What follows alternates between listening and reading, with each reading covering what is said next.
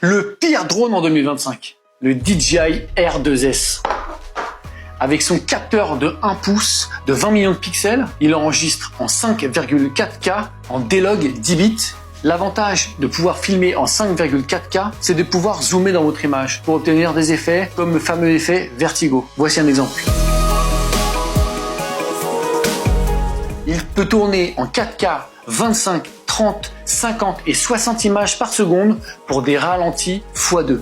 Il a aussi un mode ralenti allant jusqu'à 120 images par seconde, mais attention, seulement en Full HD. Il dispose d'un stockage interne de 8 Go, mais il est préférable d'avoir une carte mémoire quand même. Il a différents modes, comme l'Active Track 4.0 pour le suivi de sujet, donc idéal quand vous vous filmez seul en extérieur. Il est classé C1 pour la norme européenne.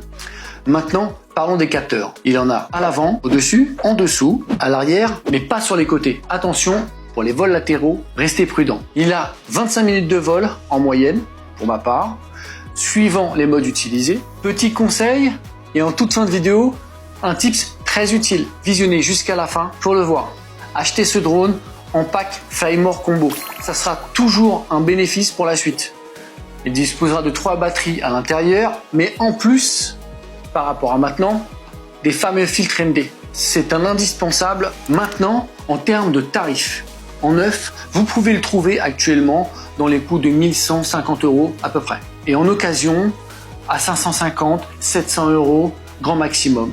Et oui, ce drone reste une excellente option pour débuter en 2025, voire même pour les professionnels, grâce à son capteur.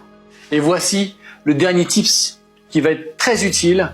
Lorsque vous filmez avec l'Active Track, pensez à être en 25 ou 30 images par seconde. Sinon, il ne fonctionnera pas à 50 et 60 images par seconde. Allez, sur ce, bon vol et profitez bien. Ciao!